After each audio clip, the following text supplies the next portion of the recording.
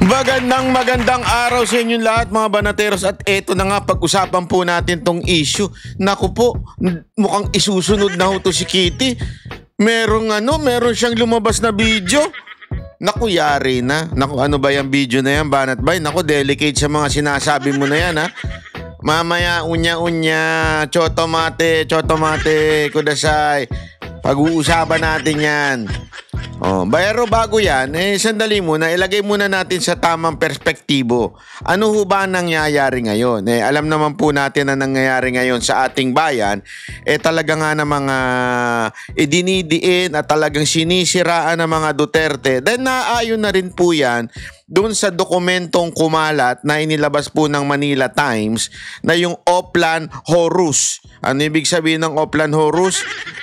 House of Representative Unjust System. Invento ko lang po yun. Basta meron pong dokumentong lumabas po na saan tawag doon ay Oplan Horus. At kasama ho sa dokumento na yan kung paano po yung gagawin pa po sa mga Duterte. Sisiraan pa, talaga nga naman yuyurakan ng pangalan, paharap-pahinain. Yan po ang nakalagay doon sa dokumento na yan. Pahihinain po mga Duterte para po sa 2028 sa kandidasi ni Speaker Romualdez. Nako po, grabe. Oy! Mali ang pindot. So, sa madaling salita mga kababayan, lahat ng mga nakikita ninyo at makikita pa lang ninyo at yung mga lumabas na sa news at lalabas pa lang sa news, walang ibang tema yon kung hindi pabagsakin ng mga Duterte, siraan ng mga Duterte. Kaya nga yung ating title ngayon mga kababayan ay si Kitty. May iskandalo. Naku po, kasi sa tingin ko kasi una, 'di ba, ang target lang nila si Pangulong Duterte, ICC hanggang makidnap siya. Tapos si VP Sara Duterte, impeachment, confidential funds. Tapos si Pulong naman, keso meron daw pananakit o kung ano-ano pa mga pagbibintang. Sigurado tayo isusunod niya diyan si Baste. Pagkatapos si Baste, si Kitty na. Kaya ang title natin ngayon ay napakalupit, 'di ba? Tungkol po kay Kitty. May lumabas siyang video. Naku po, ayan na. Sigurado ako gagamitin na ito laban sa kanya.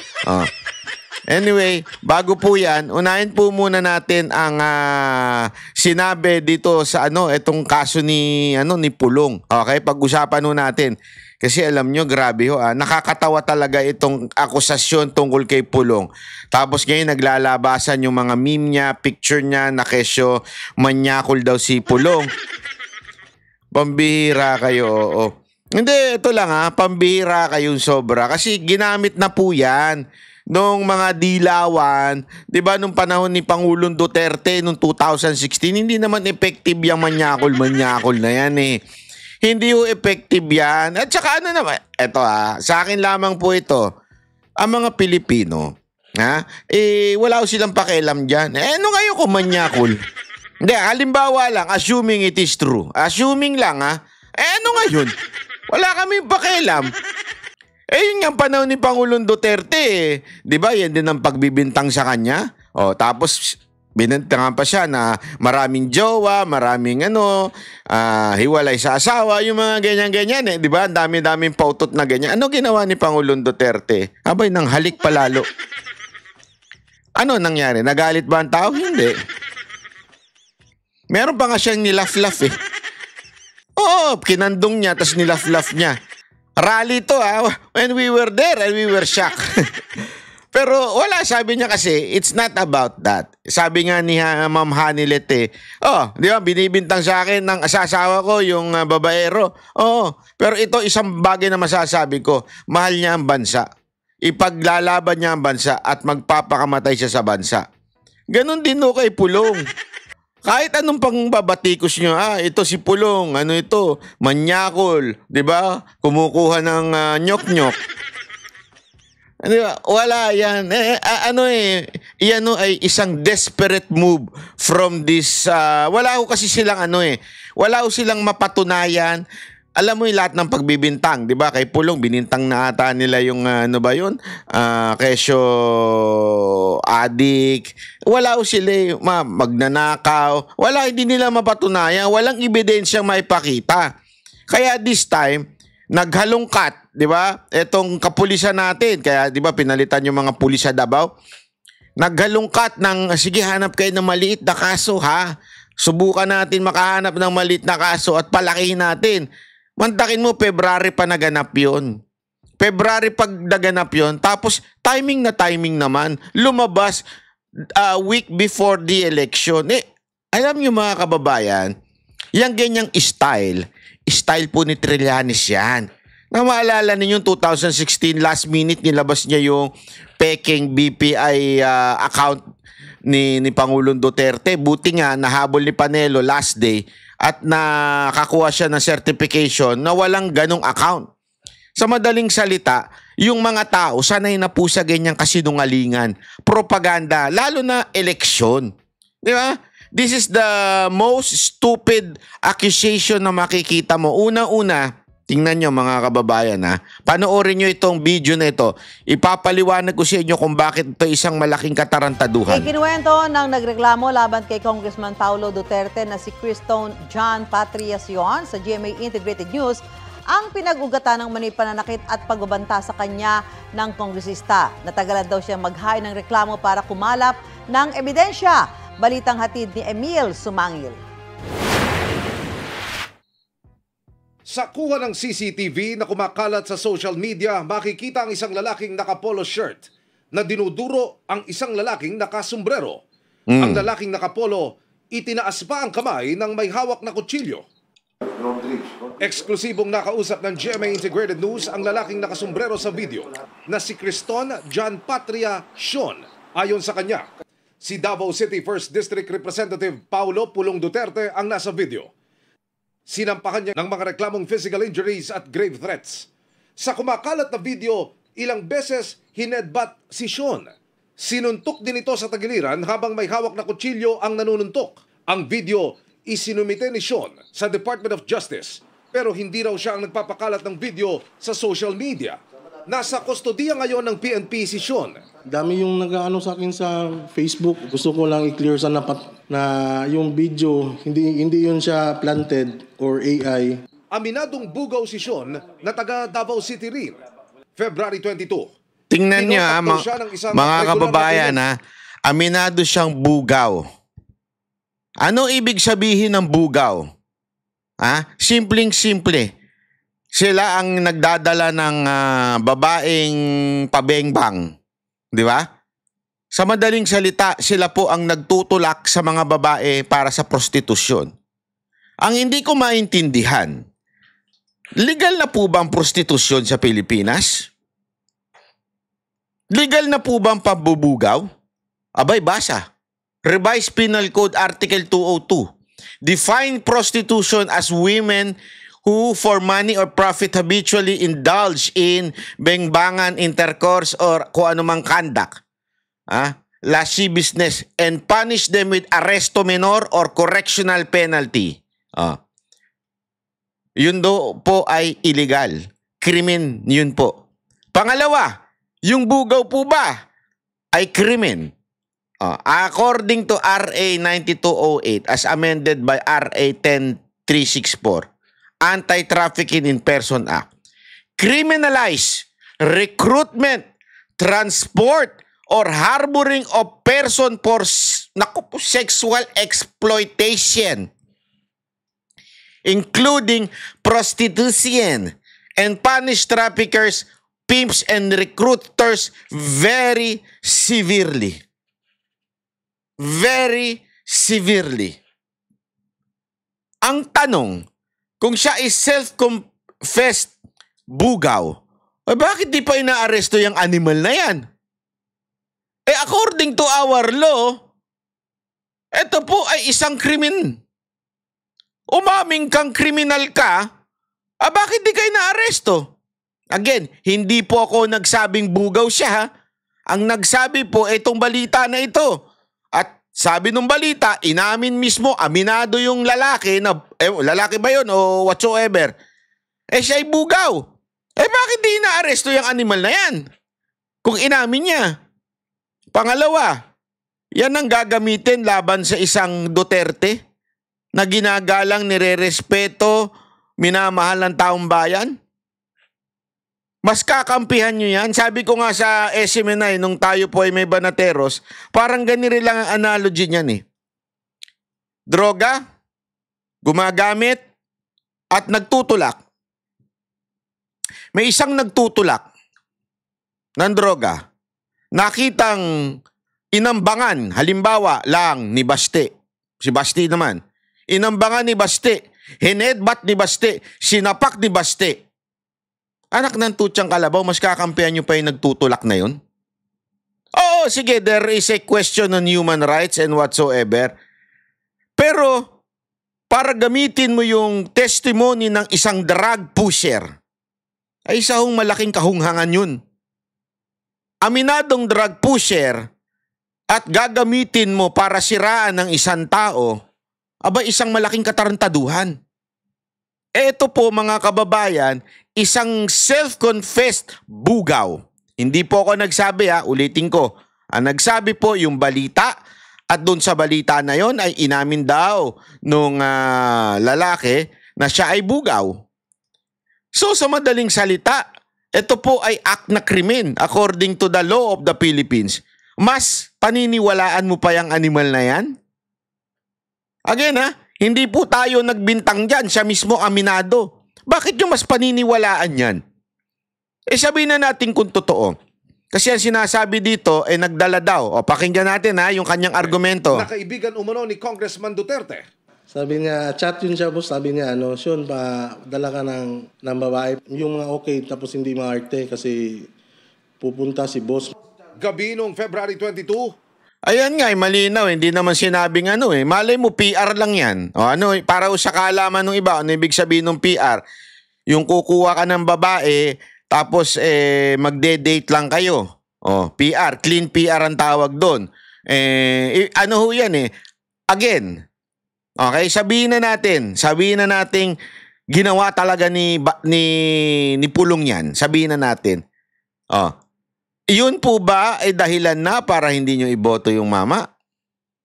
Kung sakaling nagki-clean PR. Sa halimbawa lang dito nga sinasabi, tingnan ninyo nag-request daw. Sino? Hindi nga si Pulong Yung kaibigan pa. So hearsay pa yun. So ang labo ng testimony nitong mama dinala to. daw niya ang 5 babae sa bahay ng kaibigan ni Duterte. Doon daw niya nakita ang kongresista. Lumipat sila.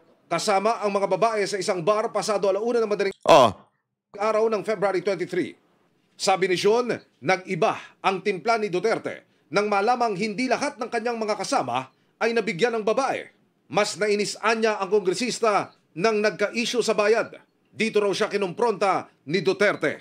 Ano man Mukhang nagkakakatkungan pa sa bayad. Tingnan nyo Tingnan nyo yung kwento. At di nagkikwento siya mismo. Bali-bali yung kwento niya. Ano kwento niya? Kesyo daw nagka-problema sa bayaran. Di ba? So aminado ka na binabayaran ka? Tapos paniniwalaan nyo yung mama na yan? Aba, anak ng putang inang yan. Nakapakalaking katarantaduhan po yan, mga kababayan. Di ba? Mantakin mo, ikaw ay aminadong gumagawa ng isang bagay na mali sa ating batas. Tapos mas paniniwalaan? Sandali, banat bay. Hindi mo mapapagkaila na merong video. Video na kung saan nananakit o nagtetret si Pulong. Una-una, tanong mga kababayan, yung video na ba yan, lehitimong kinuhanan during this time? Kailangan pang patunayan yan. Okay? Pangalawa, hindi po kumpleto video. Bakit yung video po ay hindi kumpleto? Di ba po? Ano ibig sabihin? Malay natin kung ano nangyari. Kung talagang merong ginawang katarantaduhan itong lalaki na ito, kaya nag-init ang ulo ni Pulong, baka siguro yung mga taga Davao sabihin pa nila, you deserve that. You deserve that. Sabi nga ni Banateros J, sabi niya, kung ako yan, hindi lang yan ang inabot mo. Kung mga babaeng dinala mo, kasi may kwento-kwento dyan, sa palipaligid na alam mo naman, marami din tayong kakilala sa Davao, may mga nagkikwento dyan. Gago daw ito eh. Nagdala daw ng di umano, alleged, ng minor na kinainisan ni Pulong. Na parang, bakit ganun? Tapos, pinipilit daw. Ibig sabihin, pinipuwersa nitong lintik na bugaw na ito, according to the kwento, allegedly, pinipilit daw nitong bugaw na ito na pasamahin kila Pulong. Alam nga nilang may problema. Sabay, baka minor nga. O kaya naman talagang masyadong kinukutongan ito. Kasi hindi natin alam ang buong kwento. Yun nga ang ano dyan eh. The video itself will not tell you the whole story. Ang dali yung makakuha ng video na kapiraso na mukhang pasamain yung mama na si Congressman Pulong Duterte. Hindi ba ho? Oh. Yun, pinapirahan mo ba ako? Yun, then... Oh. Yan ang sinabi daw ni Pulong. Nagsabi yung bugaw ha? Pinipirahan mo ba ako? Yun ang sinabi niya. Kaya nagalit si Pulong. Pinipirahan mo ba ako? Paulit-ulit lang niya sinasabi yun. Isang saksak niya na naanuhan ko. Yung tawag ngayon, boss, yung then nag-attempt na naman siya ng isa, then tumakbo na may CCTV sa taas. Kaya yun, pina-off niya. Kaya yung clip na yun, medyo short lang. Kasi putol na yung video eh, pinakat niya. Natagalan daw si Sean. Eto tingnan nyo. Eto na naman ng isa niyang baluktot na kwento. So, sinasabi daw ni Pulong paulit-ulit, pineperahan mo ba ako? So, sa madaling salita, kaya nagalit si Pulong, it is because ang tingin ni Pulong pineperahan siya. So, nag-init ang ulo ni Pulong. So, meron ba siyang ginawa? Sa akin hindi ko sinasabing masasabi nating walang mali. Okay? Kasi katulad na yung akusasyon nila dati kay BP Sara Duterte na nanuntok na sheriff eh. Nanuntok si BP Sara Duterte kasi nga may dahilan yun. Di ba? O eto din, may dahilan. Pineperahan siya. Ibinubugaw sa kanya yung mga babae na malamang ayaw niya. Di ba? Pwede yun. Yun ang kwento. O. So masama po ba yun? Dito pa, baluktot pa siya sa kwento. Tinatanong kung bakit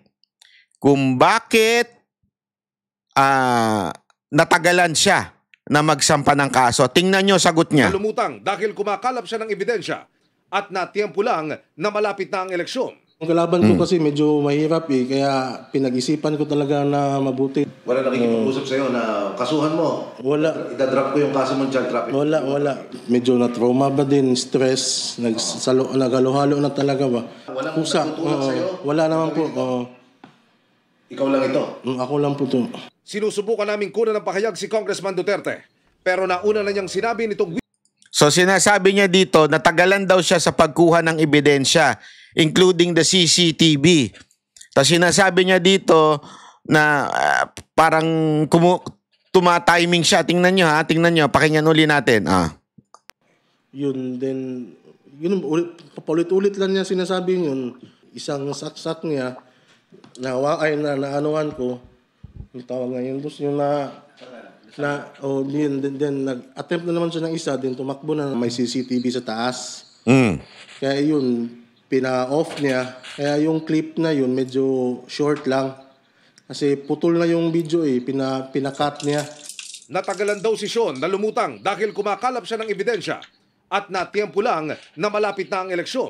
Ang kalaban ko kasi medyo mahirap eh, kaya pinag-isipan ko talaga na mabuti. Wala nakikipag-usap sa'yo na kasuhan mo? Wala. Idadrop ko yung kaso mong child trafficking? Wala. Medyo na-trauma ba din, stress, nagalo-halo na talaga ba. Walang Kusa. nagtutulak sa'yo? Wala naman po. Ikaw lang ito? Ako lang po to. So kumakalat daw siya ng ebidensya. Isa na nga sa mga nakuha daw niyang ebidensya, narinig ko sa isang is yung CCTV. Ito lang mga kababayan, kanina sinasabi niya wala siyang kinalaman sa pagkalat ng CCTV. Okay, yan ang sabi niya. Pero siya ang kumuha ng CCTV. Kaya nga ngayon lang daw lumabas kasi kakakuha lang daw niya ng CCTV. Kasi yun according sa isang news na interview sa kanya kasi nga natagalan siya sa pagkuha ng CCTV kaya Ngayon na lang niya naisampa kahit February pa nangyari. So baluktot na naman yung kwento na yun. Akala ko ba ikaw ang kumuha ng CCTV pero dinideny mo na kumalat sa social media ang CCTV galing from you. So sino ba talaga ang kumuha ng CCTV? Ikaw o binigay sa'yo?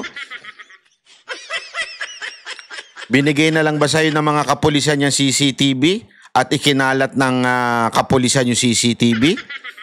Hindi ako nagtatanong lang Kasi yung kwento mo mali-mali balubaluktot Dinideny mo na sa'yo nang galing yung CCTV kumakalat, yung video na kumakalat, pero at the same time, ikaw din ang umamin na ikaw ang kumuha ng CCTV. Kaya ka nga natagalan sa pagsampa ng kaso dahil ang tagal ibigay sa'yo yung CCTV.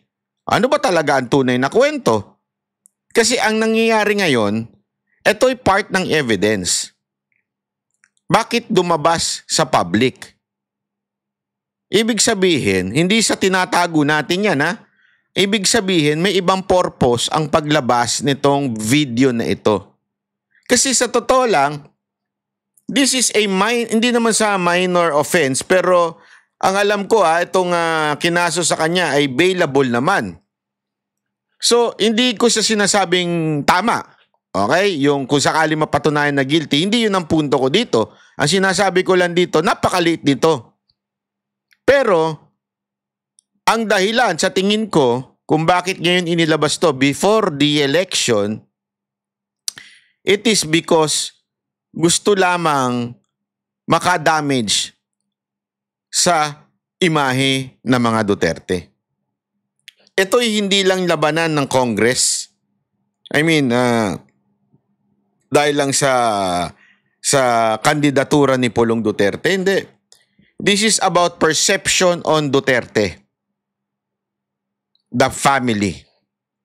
Pinalalabas nila na barumbado, mamamatay tao, manyakol, magaspang, ang mga Duterte, ganyan. Ang hindi naintindihan ng iba, yan ang ginamit na taktika ng mga dilawan noong 2016 sa mga Duterte. Magaspang, manyakol, mamamatay tao, siga. Ang problema mga kababayan, sa totoo lang po, yan ang hinahanap ng mga Pilipino. Yung ganyang klaseng matapang, pag may mali talagang gagawin ng lahat para may pagtanggol ang naaapi. Kasi dito, ako meron akong, sabi ko nga sa inyo, nakakwento ko sa inyo isang araw Ang nakita ko dito tila ang sabi sa akin talaga may naapi dito sa time na to at nung si Pulong ay napuno na, doon niya na nilusob yung namimilit. Ito pong bugaw, allegedly. Diba? So ibig pong sabihin, ganun talaga mga Duterte. Pag may nakikita silang injustice, nag-iinit ang ulo nila. Lalong-lalo na pag babae ang binigyan mo ng injustice, nagagalit po talaga ang pamilya Duterte. Di ba po? Napakalinaw po. Alam mo, aminado naman si Pangulong Duterte ba? Di ba may kinikwento siya noon? Yung mga pulis na nag-aabuso sa mga kababaihan. Aba, talagang literal, sinatsapak niya. Ayun ang kikwento ni Pangulong Duterte yan di ba? Kasi nga po, yun sila Akala ng mga dilaw nung time ni Pangulong Duterte, masisira ang Duterte. Inuulit na naman ngayon ng mga pulahan na itong mga tanso. Akala nila masisira ang mga Duterte dito. Nagkakamali sila mga kababayan. Subukan namin kuna ng pahayag si Congressman Duterte. Pero nauna na niyang sinabi nitong weekend na ino-authenticate pa ng kanyang mga abogado ang kumakalat na video. Emil Sumangil, nagbabalita para sa GMA. Ayan. So bakit po ba natin ito pinlay? Kasi nga po, yan po ang plano sa Oplan Horus na yan, mga kababayan. Yung lintik na Oplan Horus, yan po ang pattern na ginagawa o guidelines na ginagawa ng mga kalaban sa mga Duterte. Di ba po? Kaya nga ang titulo natin ngayon si Kitty na ang susunod. Di ba? Bakit to? Kasi si Kitty tila nagle-level up. Nag-speech na naman po siya sa INC At talaga namang nag-level up yung kanyang pananalita. Sabi nga nung iba pambihira, tinalo niya pa yung anak ni Marcos na si Sandro. Si Sandro, bubulol-bulol na nga, nagbabasa pa. Eto si Kitty, talagang galing sa puso. Straight to the point, galing sa puso. Walang pagsisinungaling, hindi politiko ang datingan. Nag-level up. Kaya naku po, sa totoo lang, sarcastic po yung ating titulo. Kasi talagang sa tingin ko, baka isunod na nila si Kitty. Alam mo naman ang mga insecure, lalo-lalo na yung mga may amats, di ba? Pagka ano yan, I don't like that. I don't like you, Kitty. Yeah? You are so, I don't like you, okay? Hanapan yan ng video na nandadaya sa kanyang exam. Ilabas natin para sabihin natin na mga Duterte ay mandaraya. Yeah! Ganyan diba? Ganyan ang eksena ng mga yan diba? Baka yan na isunod si Kitty. O, pakinggan nga natin tong malupit na speech ni Kitty sa INC. Papasalamat ako kay Tito Rodan. May music po yan pero tinanggal ko po kasi baka makopyright. Di ko po alam kung anong copyright ng music. Kaya kung mapapansin nyo may mga blank po dyan. Marcoleta, sa pag-imbita sa akin, ang sumama ko ngayong gabi. Pasensya na po at medyo natagalan kami dahil may klase po ako buong araw kanina. Ang mamahalin... Alam mo, pagka hindi mo tinanggal yung music dyan, grabe hiyawan ng tao dyan. Hindi katulad nung sound effects sa hiyawan ni Marcos. Ko rin po pala ay taga rito sa Bulacan.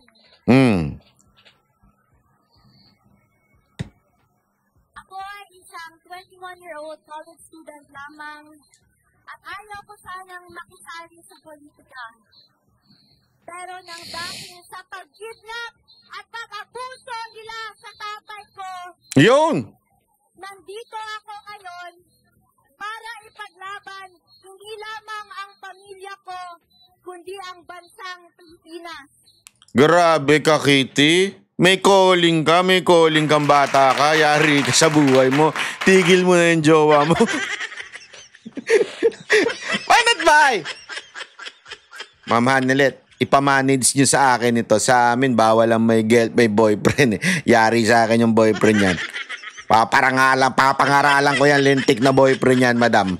Hindi, biro lang ha.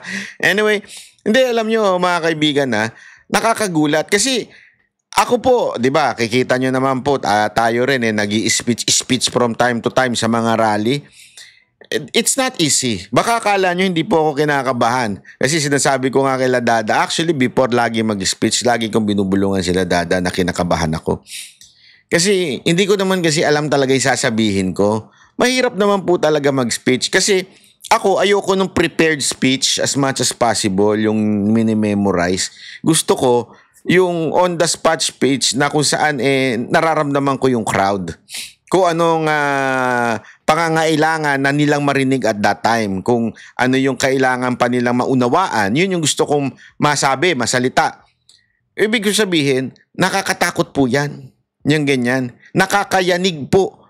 Pero grabe ho si Ma'am Kitty, si Kitty ho, wala ho siyang wala ka makikitang fear. Parang agila.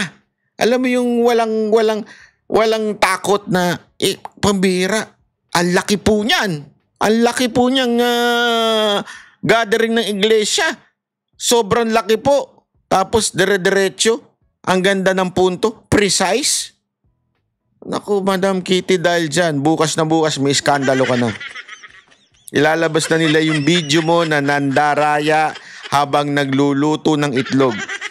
O kaya nagluluto ng sinigang. Meron silang CCTV doon na hindi mo hinugasan ng maayos yung kawali. Tingnan mo na, si Kitty, hindi pala siya pwedeng maging maayos na ina, kaya hindi siya pwedeng maging presidente. Yan na kagad ang hirit nila sa'yo.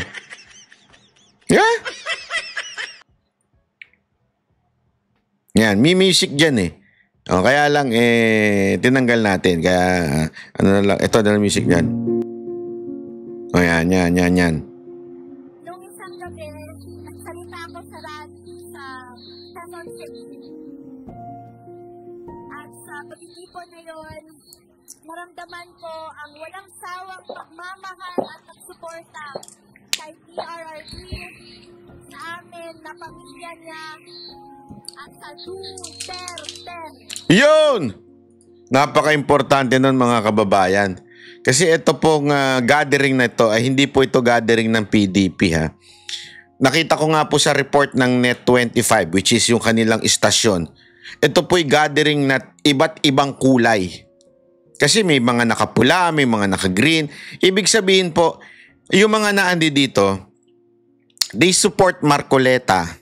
Kasi ano ito gathering ni Marcoleta ito exclusive na gathering ni Marcoleta ito. Pero hindi po ito pure na Duterte supporter. Pero nakakatuwa ho ito si Kitty. Ilang beses niyang inulit ang Duterte. Ilang beses niyang ikinampanya ang Duterte. Ito ang nagbibigay sa akin ng lakas ng loob para pagpatuloy ang pangako ko ni Dada Rudy na kampanya ang kanyang mga kandidato habang sa Dahig. Bago ako umalis ng Dahig, magbilin ang Dada Rudy ko sa akin. Sabi niya, no guts, no glory. Nako. Parang yun yung mga nag-GG, no guts, no glory. Grabe sigawan ng tao doon, no? Bayan ko, sa kapwa kabataan, bumoto tayo ng tama dahil dito nakasalalay ang kinabukasan natin lahat. Grabe.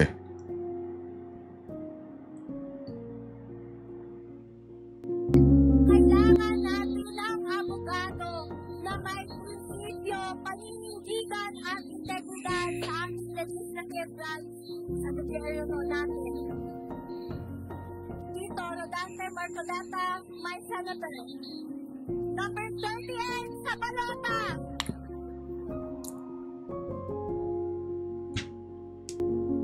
Huwag din natin kalimutan ang PDP laban senatorial slate o mas kinikilalang Duterte.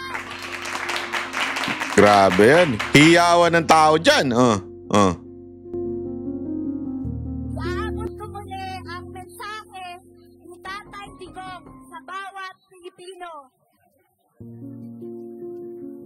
Sabi niya, my love for my country is what brought me here.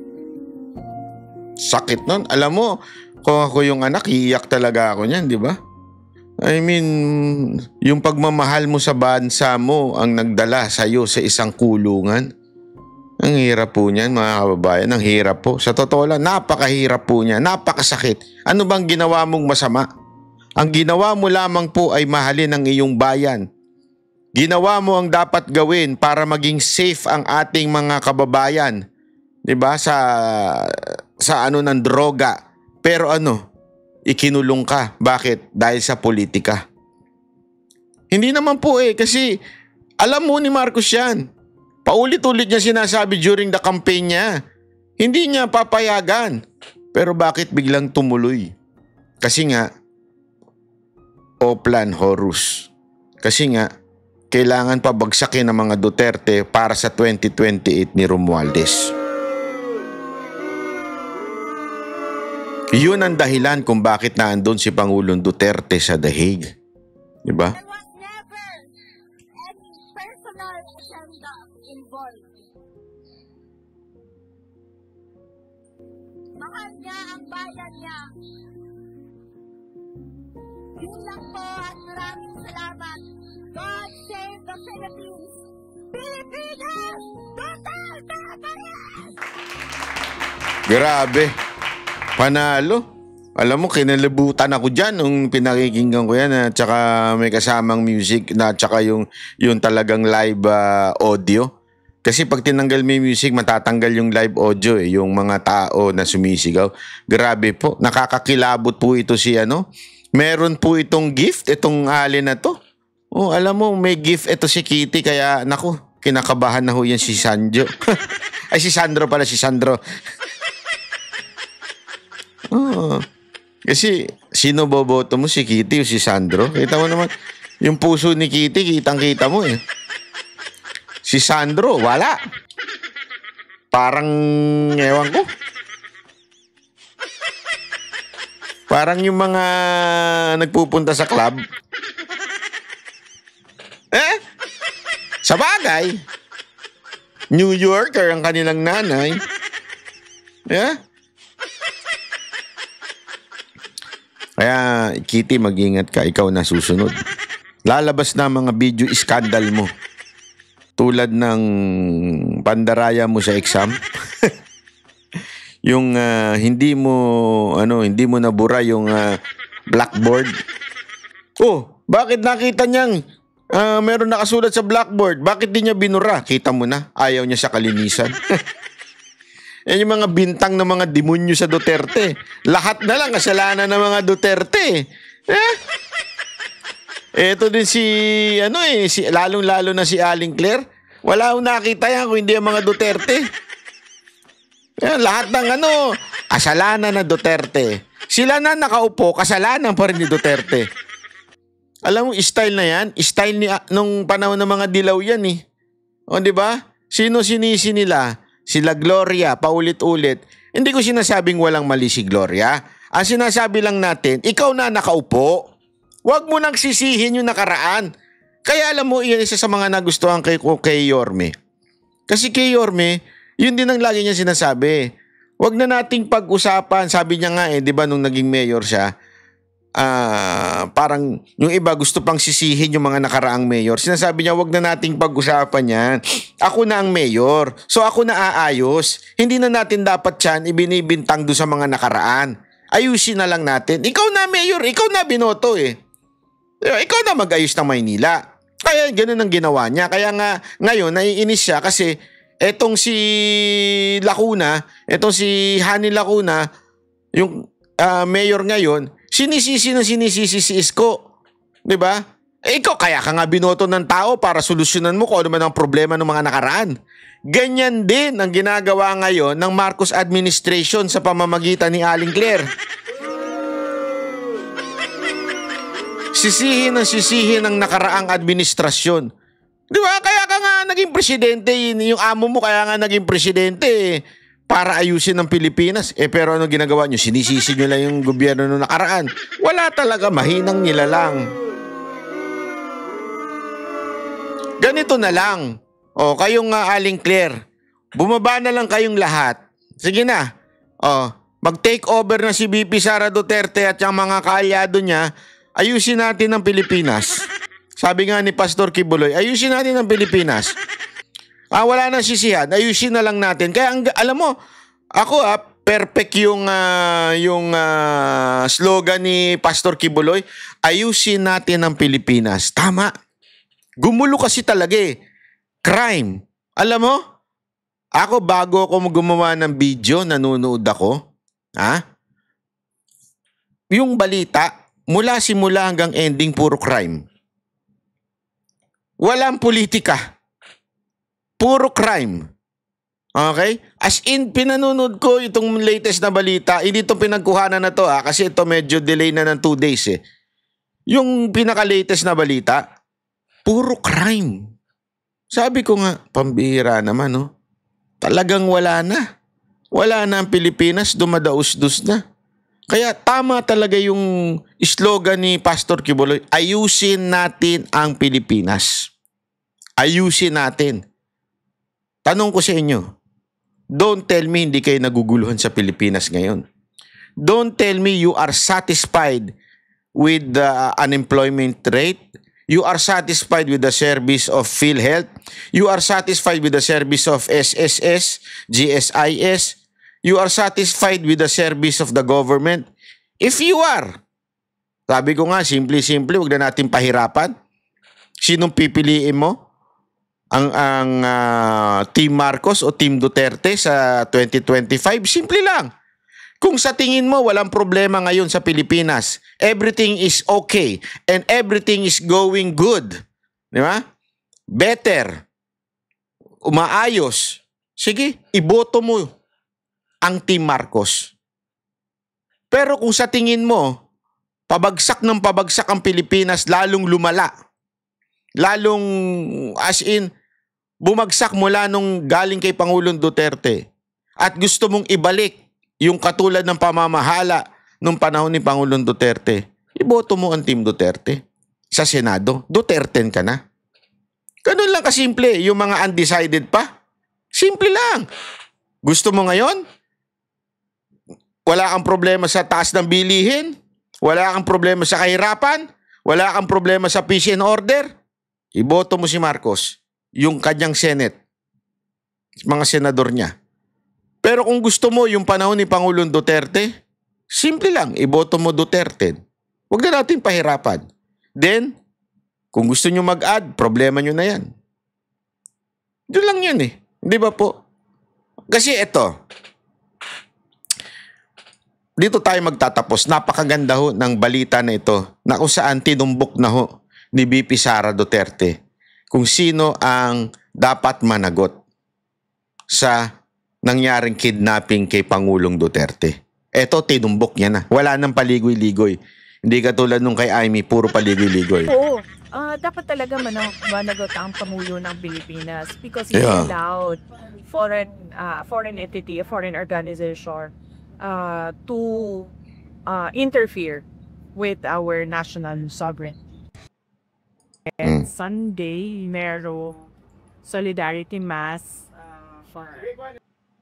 there po for the PI. in schedule namin sa NBI. Sinulat nila, sa sapina nila is May 9 and May 16.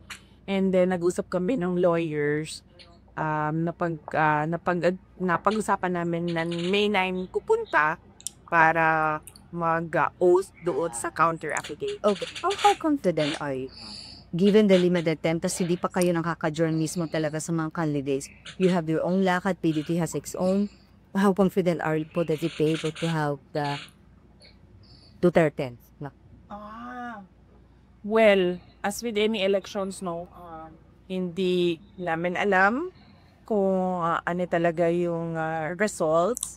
But so far, kung basihan lang naman natin yung reception o pagtanggap ng mga tao sa mga senator candidates ng Duterte na PDP, okay naman. I think we have more than the majority support. But syempre, meron din kaming concerns sa diyaan at meron din kaming concerns sa yung vote buying kasi naririnig namin ngayon na yung mga local candidates ng administration ay meron daw mga tupad LAIX and AKAP budget na binamimigay. In fact, dito sa Zamboanga City, ang balibalita ay 4 times a day namimigay ng AKAP.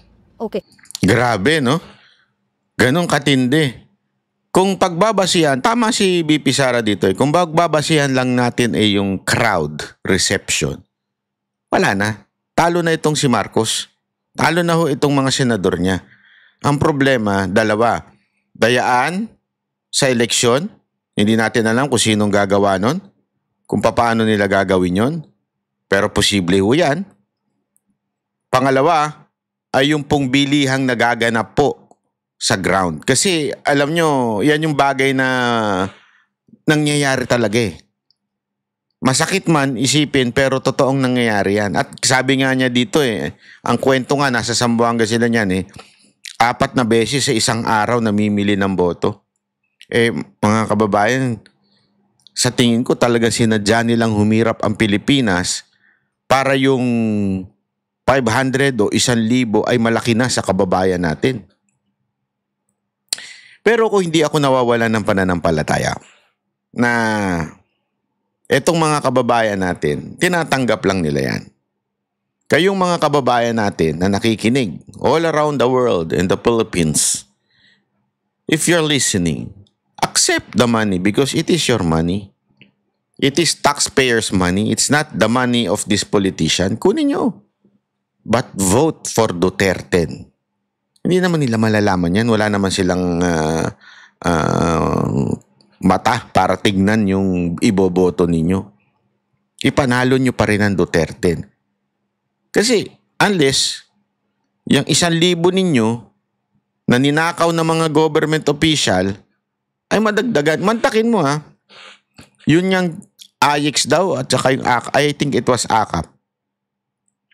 Pag ginugil nyo yan, ang AKAP ay supposedly, lumabas sa balita to ay 5,000. Pero ang pinamimigay lang sa mga sortie ay 3,000. Meron pa nga dyan isa congressman na nagsabi, ginawa na naming 3,000.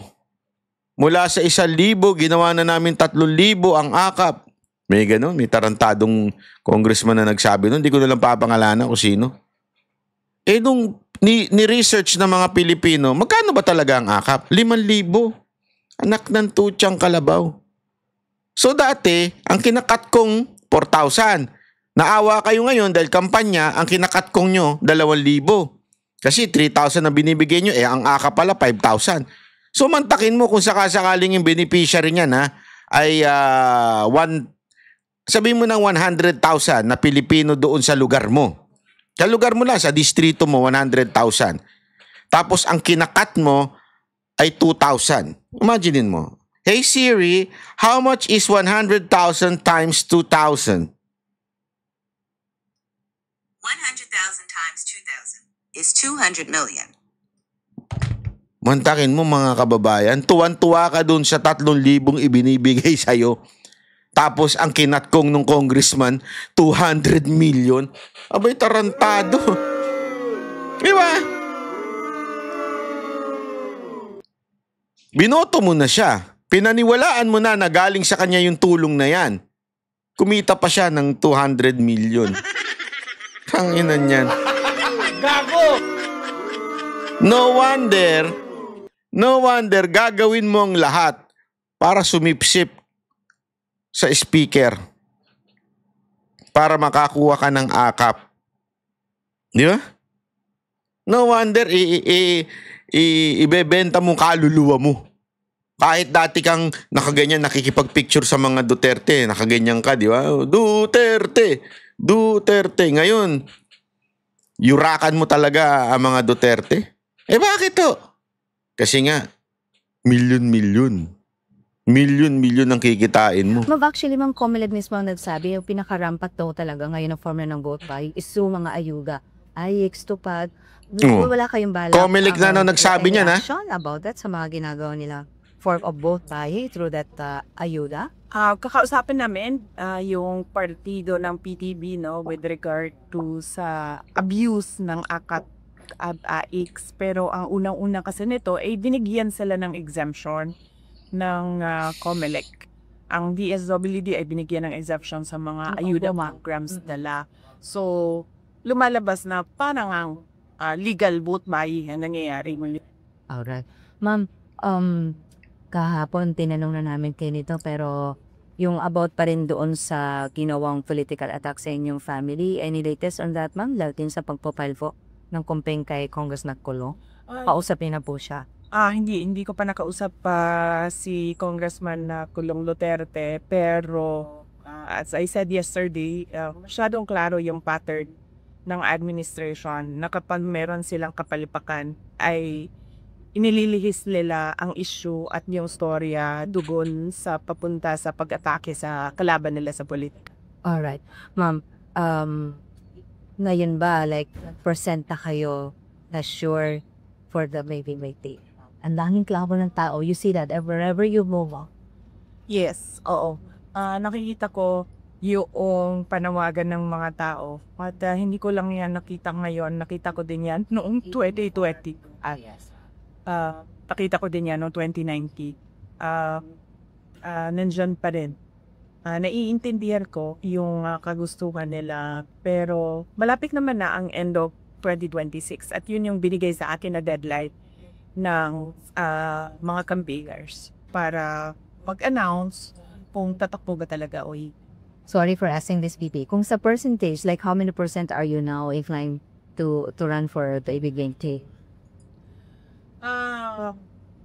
Hindi ko talaga masagot diyan. Subukan natin pagkatapos ng eleksyon, pagkatapos naming mag-assess sa nangyari na eleksyon, na midterm elections, yung kampanya namin, yung ginagawa ng administration, yung rank mal vote buying through government programs. So, kailangan namin tignan at assess. Kasi, ang concern talaga natin ay kailangan kapag tumakbo, danalo. Because otherwise, ma-frustrate yung gusto natin gawin para sa bayan. Ma'am, yung bang result ng election ngayong 2025, will it matter sa magiging decision niyo po sa 2028? Ay, hindi naman.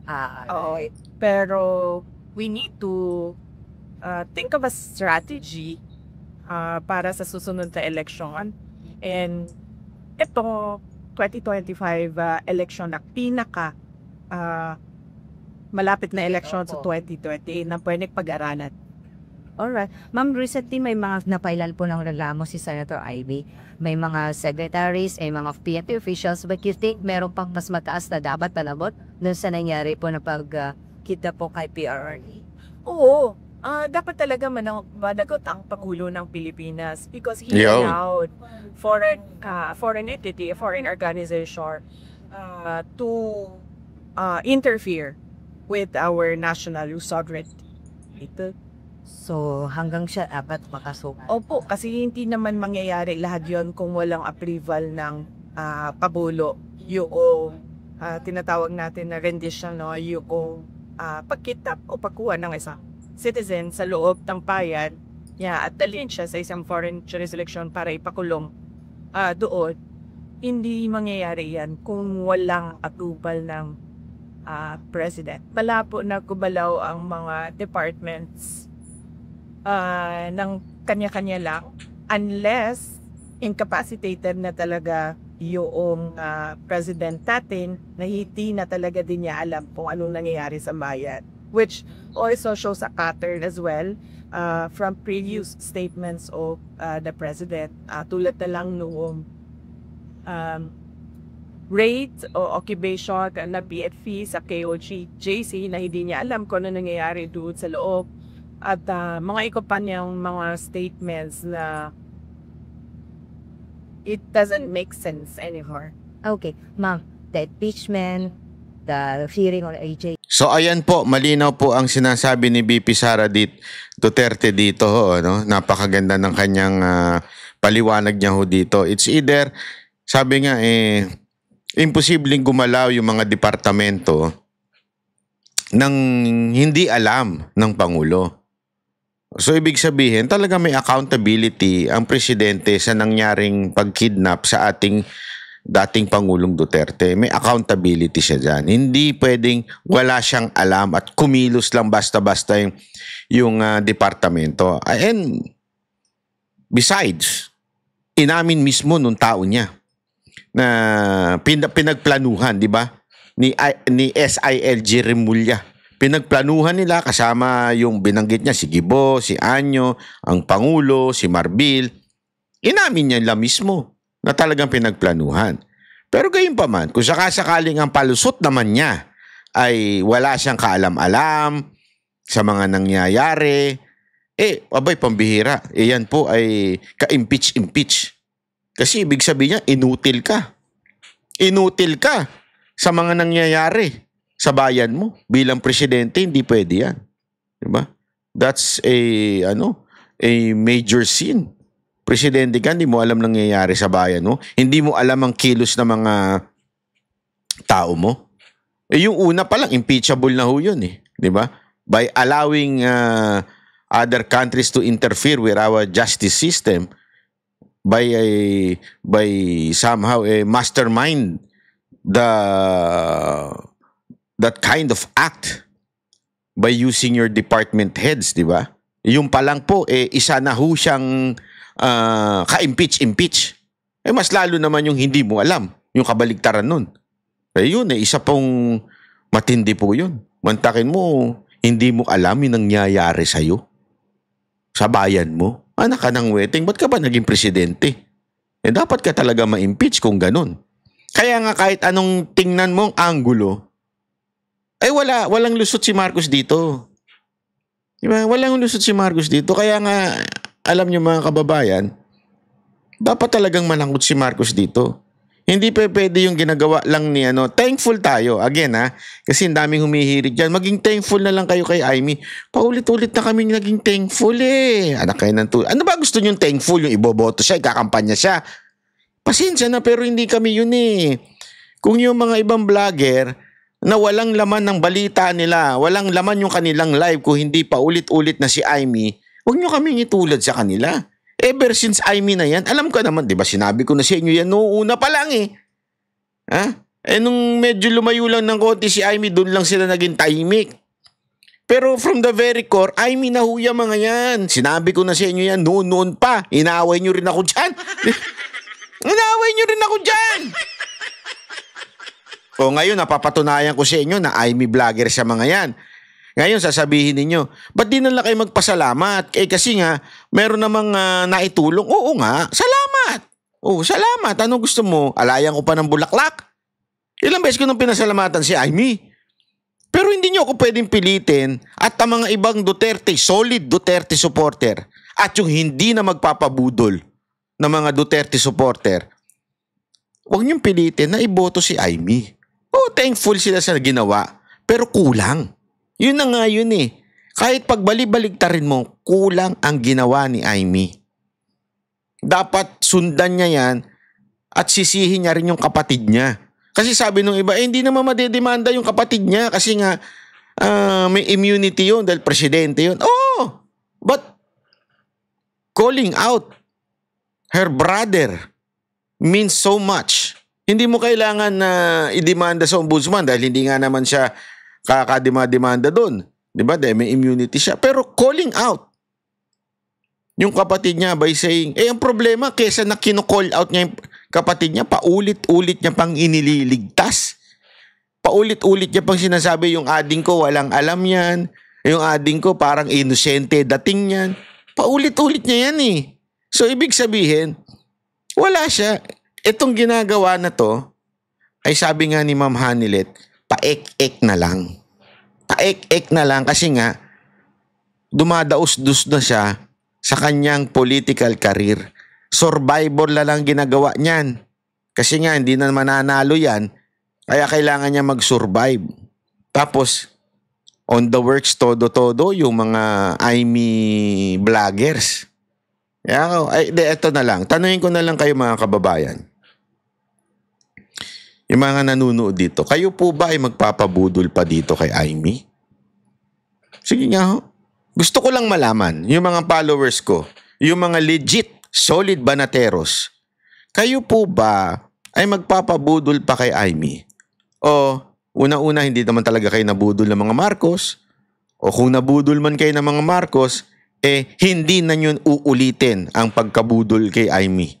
No to Marcos, no to any Marcos, o no to any Romualdez. Sige nga O ilagay nyo dyan, gusto ko iboto si Amy kasi sabi ng mga Amy vloggers napaniwala kami. Kayo po. Kayo. Kasi basta ako. Sabi ni Pangulong Duterte, Duterte lang tayo. Kalimutan na natin siya kung hindi nyo iboboto yung Duterte. Kaya yung isang tarantadong nasa Facebook na paulit-ulit niyang ina-Amy nung bumalag si Jimmy Bondoc, kinancel niya si Jimmy Bondoc. Hindi yan Duterte supporter. Hindi Duterte supporter yan. Dahil walang Duterte supporter na magka-cancel ng Duterte. Tandaan niyo yan. Walang tunay na Duterte supporter na magka-cancel ng 1 to 10. Kasi nga, sabi ni tatay yan Kalimutan nyo na ako. kung hindi nyo dadalhin at boboto ang Duterte. Yun lang po mga kababayan. Oh, maraming salamat po sa susunod na video. Ciao. May ganun. Ciao. Subscribe po kayo ha. Follow po kayo ha kung maaari. At saka pwede favor na rin. Mas maganda siguro i-share nyo na rin. Follow din po kayo sa aking TikTok account Banatbay. Sa aking Facebook account Banatbay 2.0. So i-follow nyo po yan. Maraming salamat po. God bless everyone. See you again. God bless the Philippines. Bye-bye. Yan ang Banateros, boses ng ordinaryong Pilipino. Banateros ay walang